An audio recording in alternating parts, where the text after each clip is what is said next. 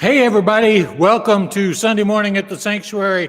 I am Pastor Mike Robertson. I'm happy that you've decided to come here on this kind of gloomy Sunday morning. We'll see if we can make it a little bit less gloomy today. We've got a fiery subject that should shed some light on things. And it's good to see everybody here. I love to read the comments in the chat room. Candy, I think you can make it to Arkansas in the next 30 minutes. I know how you drive. No, really, take it safe, take it easy. Looks like we have a good group today. Yes, Dave, thank you for the reminder to take a drink of water. I've been doing that right up until the time we start. Sometimes it sneaks up on me anyway, but let's see, in the way of announcements, don't forget our Wednesday night Zoom chats, always a good time. We added a new little element this Wednesday that will continue. If you'd like to join us, you should get an email with the link in it on Tuesday or Wednesday of this week. The other announcement is that 1 week from today, the last day of January, we will have a church quarterly conference. Right after this service, we'll switch from YouTube to Zoom. And again, you'll get the links for that in your email on Friday. And we just have a couple of items of business that we need to take care of. We have to have these quarterly meetings to let you know how the church is doing, what's going good, what are matters of concern, what progress has been made, etc. So please plan to stay a little bit extra next Sunday morning for our quarterly conference. And I would greatly appreciate it if you would do that. All right, let's see. I think that's all I need to announce. So let's jump into it. As you know, I don't know what I was trying to say there. As you know, the last 3 weeks, I've been revisiting some of the sermons of Dr. Gerald Mann. Gerald Mann was the founder of Riverbend Church. He started it with 60 people in a schoolhouse, and it grew into the biggest church in Austin. It grew into for a time, the fastest growing church in America. And it was such a refreshing place that when I first went there, I knew instantly it was different, and I knew that I had found a home there. And so over the past 3 weeks, I've been doing some of Gerald's best known sermons.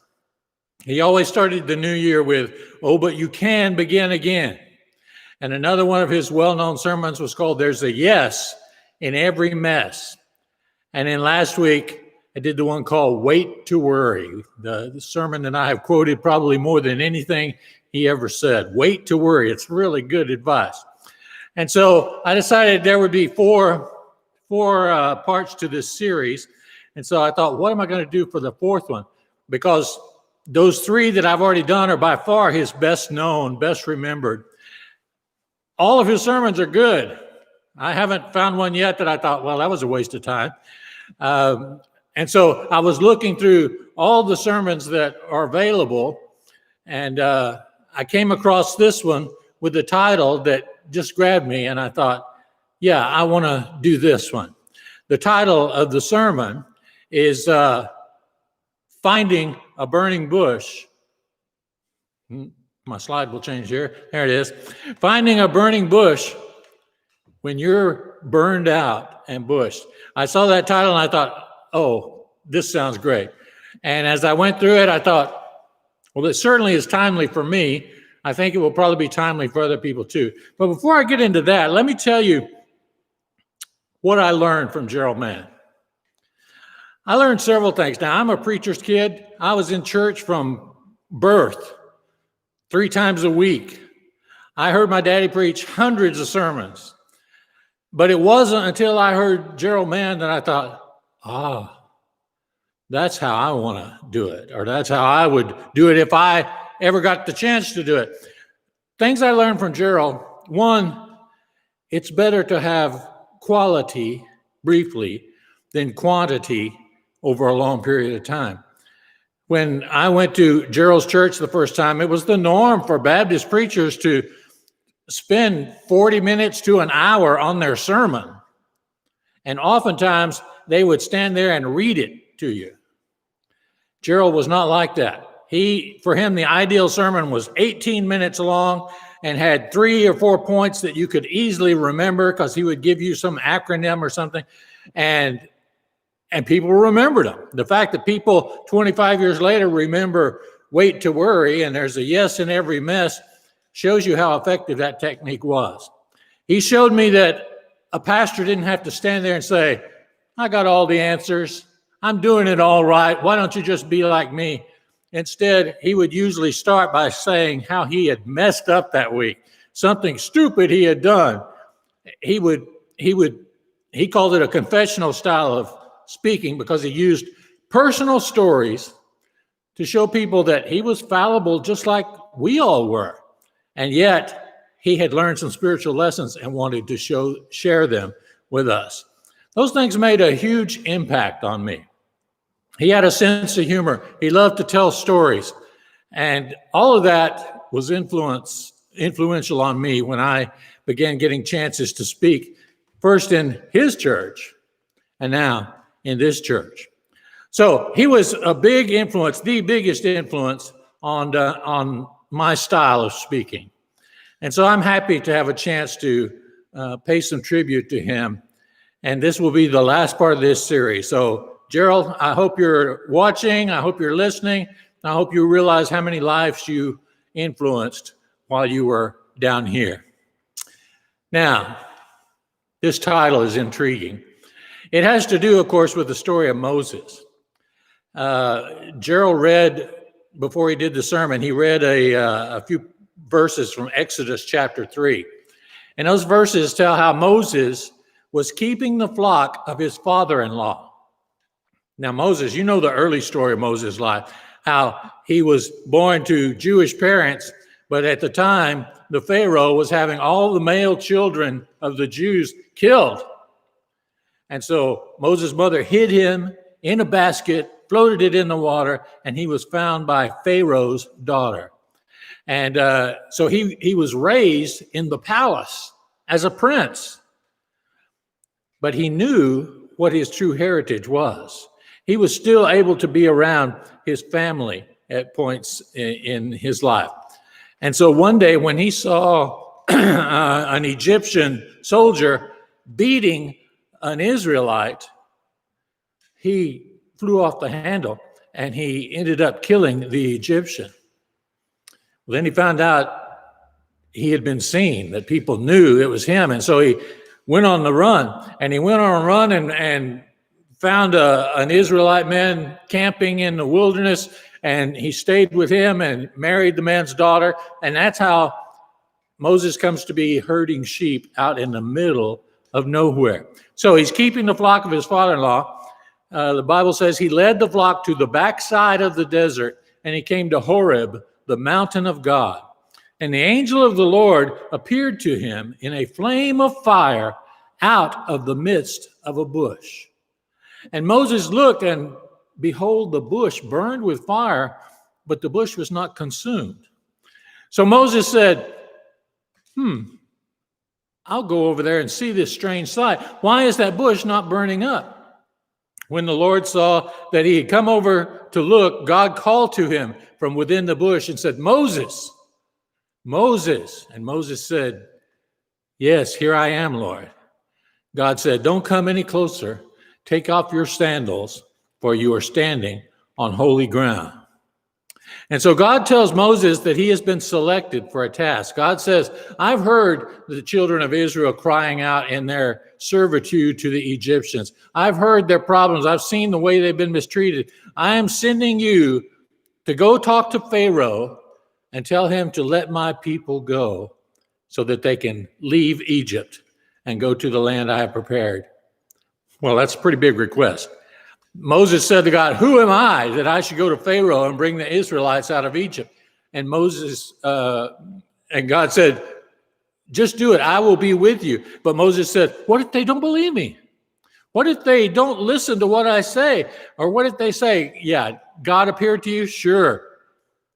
And then God said to him, what is that in your hand? He said, it's a walking stick. God said, throw it on the ground. And Moses threw it on the ground, and it became a snake. And Moses ran from it naturally. And then God says, reach out your hand and take the snake by the tail. Moses did it. Moses reached out, and as soon as he touched the tail of the snake, it turned back into a walking stick. And so in verse 20 of Exodus chapter 4, it says, Moses took his wife and his sons, and he put them on a donkey, and he started back to Egypt, and he carried with him the walking stick and the words God had given him. So Gerald shared those verses, and then he said, the term BO doesn't mean what it used to mean. He said, all through the early 20th century, BO was a terrible condition. Body odor. People would talk about you behind your back. He has BO. Or you would see ads in magazines where a woman is saying, why doesn't anybody ask me to dance? And other girls whispering behind her back, she has BO. Well, Gerald said the term BO doesn't mean what it used to. Now it seems like the big problem of BO is burnout. Burnout is an epidemic. Now, Gerald was saying this 30 years ago. It's much more of an epidemic now. Burnout is recognized by every business, just about every profession, and they all try to find means to deal with burnout. Have you ever felt burnout? I have. I know what it feels like. It's everywhere. But the Bible has a message to say about burnout, and it is based on this story of Moses. You may have never thought of it that way before. But look at Moses when he sees this burning bush. He's lost everything. He has given up all his idealism of being an advocate for the Israelites. He is no longer a prince. He's herding goats in the middle of nowhere. And he finds this burning bush when he was burned out and when he was bushed. The same thing that happened to Moses can happen to you, because Moses did 4 things to deal with his burnout. And the interesting thing is, the 4 things are sort of the opposite of what any self-help seminar or book would tell you to do. Let's look at the 4 things Moses did to deal with burnout. The first thing, he went where the action wasn't. Not where the action was. We're told oftentimes, well, you need to get up and go where things are happening. He was in a place where nothing was happening. You know, that verse I read to you where it says he was herding his goats in the backside of the desert. That word in Hebrew literally means backside.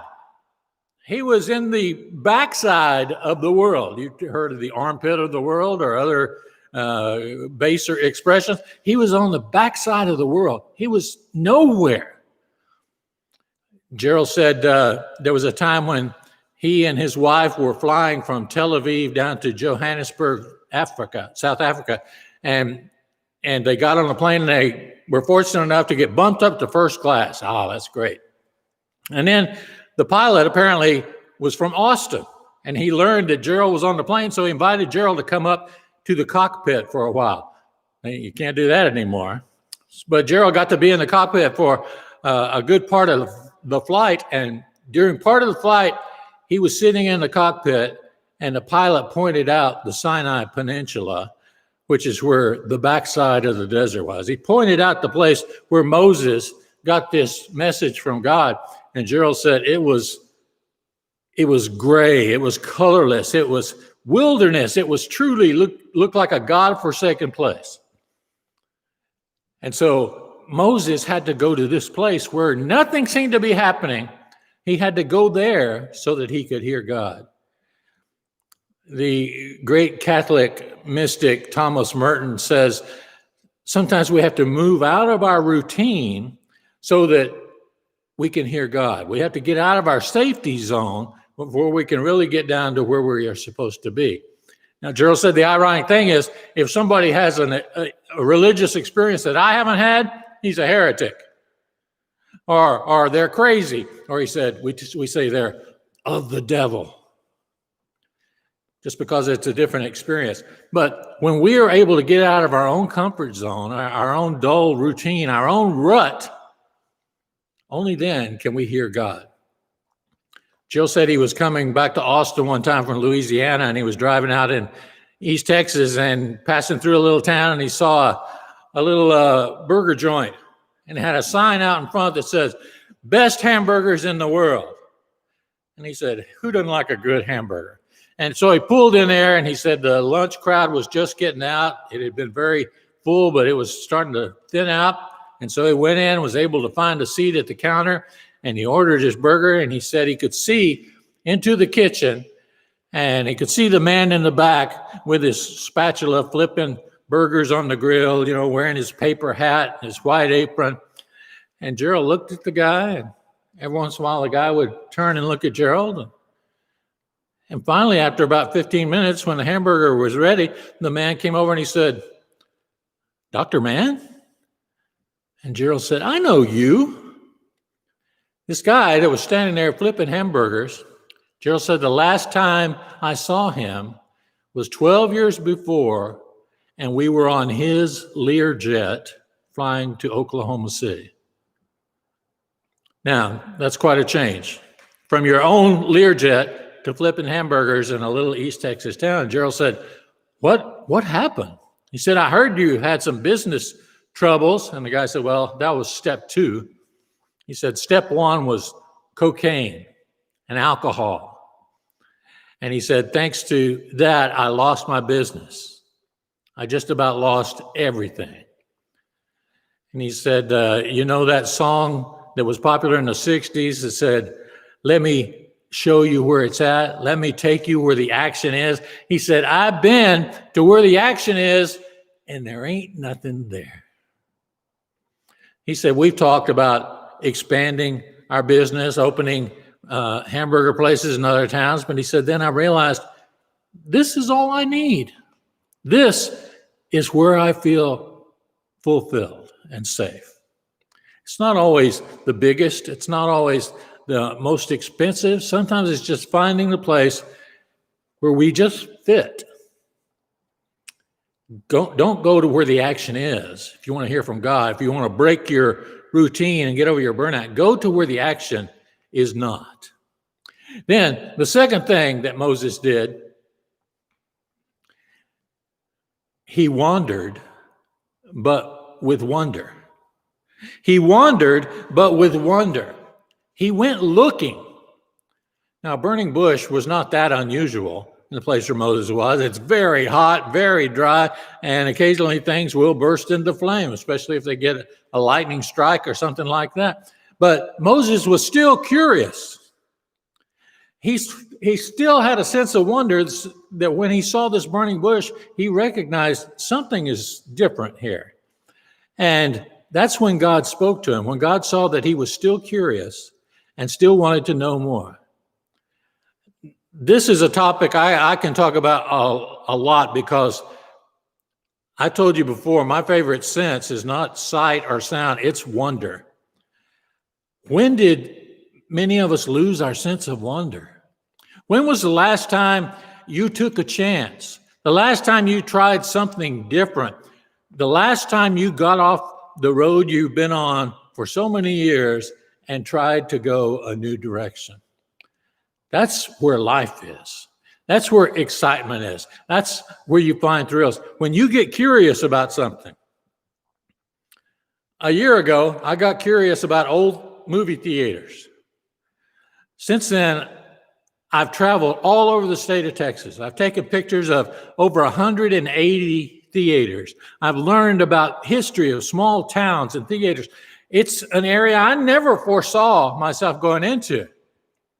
I've been interviewed for 3 newspapers since that began. I'm talking with a UT professor about doing a book on this, and it's all because I'm still curious. It's all because I still have my sense of wonder. Do you still wonder about things? Are you curious about things? Gerald said that when their kids all were grown and left the house and they had an empty nest, he said, we realized that we were getting in a rut. We were in danger of just stopping and just being content to live the same routine over and over again. And he said, we talked about it, and when we realized we were in a rut, he said, I chased her all over the house that night. He said, I didn't catch her, just like always, but I chased her. He quoted Karl Barth, a German theologian, and this was in 1962. Theology had gotten very, very liberal to the point where a lot of scholars, a lot of religious scholars and professors and theologians didn't even read the Bible anymore. They had pretty much given up on the Bible. And so he was at a seminar at a college in 1962, and he did a lot to really save evangelical Christianity, to keep it from dying out and becoming just philosophy. And so he's asked in 1962, there was a Q&A session in Chicago, and a student said, could you summarize your faith in a sentence? Everything you believe, everything that has amazed you, everything that has opened your eyes, could you summarize all that in a sentence? And Karl Barth said, yes. Jesus loves me, this I know, for the Bible tells me so. That's how this great theologian said, this is where he experienced his wonder. The idea that the creator of the universe loves each one of us so much he was willing to die. He never lost his sense of wonder. Gerald said when his first granddaughter, she named him. First grandkid gets to name the grandparents. She called him Bobo. He didn't know why, Bobo. But he had gone to Africa several times, and he learned that in almost every African dialect, the word Bobo means baboon, which he wasn't too crazy about. But one day, his granddaughter was out in the yard, and she found a frog. And she said, Bobo, come look. It's a frog. And he said her excitement, her delight, her wonder just touched his heart. That's why I don't ever get tired of going to Disney World, to see the wonder as kids walk into the Magic Kingdom for the first time. That does my heart good. I have a sense of wonder when I go there too. I go, wow, I can't believe they actually did this. It's amazing. So, second step, wander, but take your sense of wonder with you. Don't just wander blindly. Then the third thing Moses did, he developed a can't-do attitude, a can't-do spirit. Now, we're always told you need to have a can-do spirit. Yes, I can do that. All right, I'm going to do it. Thanks for the challenge. He said, Moses showed us that sometimes what you need is a can't-do attitude. Gerald said, I believe in positive thinking, but I also believe in impossibility management of my life. God tells Moses, I have a job for you. And Moses' response is, hey, I'm a nobody. How'd you even find me out here? I'm in the middle of nowhere. I'm a nobody. And God said, go tell Pharaoh to let my people go. And Moses said, why would they believe me? I can barely talk. I stutter. I stammer. I'm not a spokesman. I can't do this. And God said, you can do it. I will be with you. What you can't do, God can do. And sometimes we just have to realize, oh, I can't do this. I can't do this. Maybe you can't, but God can.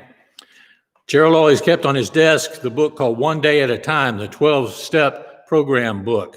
And he loved the 12-step program. He thought the 12-step programs were keeping Christianity alive in America, because they were reinforcing it when a lot of churches had started talking about, well, just be nice and be kind to others and things like that.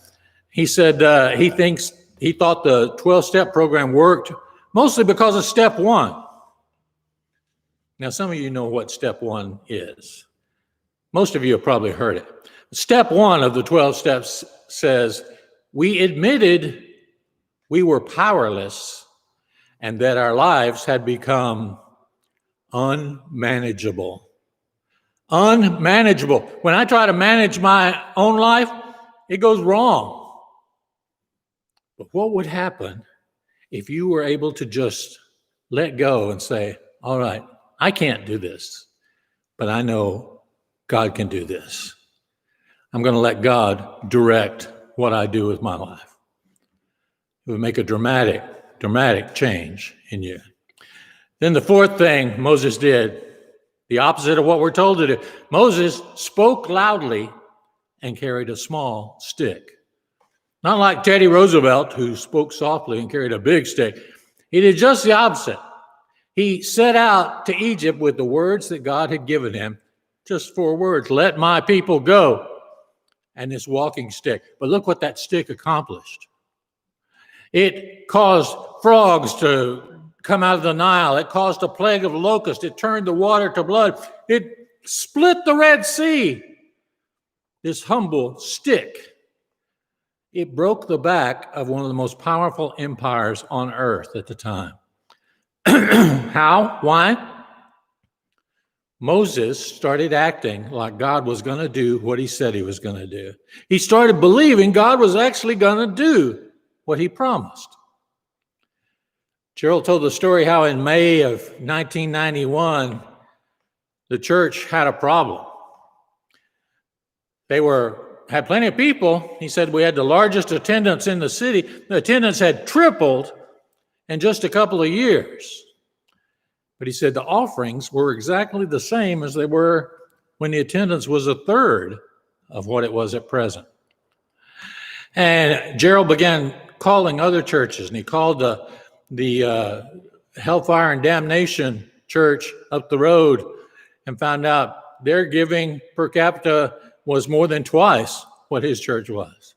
He called the Pentecostal church, found out the same thing. He even called a church in East Austin and found out that their people gave more per person than his church did. And he said, I thought about just quitting.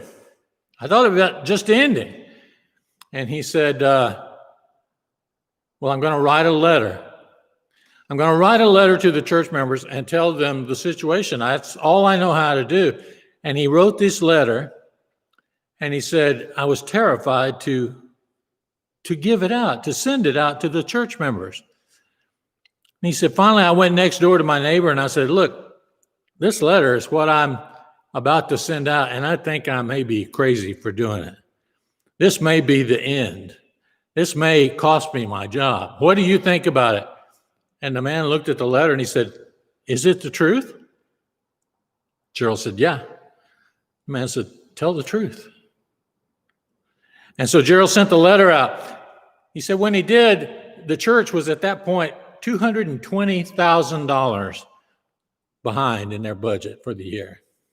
And so on the Sunday that he gave this letter to the church members and let them take a look at it, and he explained this debt they were in, $220,000. He finished church that day, and then on Tuesday when he came to the office, there was an envelope on his desk with a check from a visitor, not a member, a visitor, for $220,000 from a visitor. But that's not all. He said the members started stepping up. They started giving much more than they ever had before. Now, he said, at the point he preached this sermon was 1990. He said, I know we're going to be back in the jackpot at some point. Things are going to go south. Things are not always going to be as good as they are. But he said, I've seen what can happen when people make a change and say, God is going to do what he said he would do. Speak loudly the words that God has given you. Act like he will do what he promised he would. And the result will surprise you. So, are you burned out? Are you tired? Are you stuck in a rut? Is every day pretty much the same? Do even one of these 4 things that Moses did. He went where the action wasn't. Get away. Change your routine. Do something different. The second thing, he wandered, but with wonder. Reawaken your sense of wonder. Find beauty in little things. See the hand of God all around you because it is there. You know, I believe God is everywhere. But some of us have just stopped looking. And the third thing that Moses did, he developed a can't-do attitude. He said, I can't make my life better, but God can. Relinquish the reins and turn it over to God. And then the final step, Moses spoke loudly and he carried a small stick. He depended on the word of God and the tools that God had equipped him with, and miracles happened. If you're burned out and you're bushed, there is no better cure than these 4 steps. God bless you as you try them out this week. We'll see you next time. Bye-bye.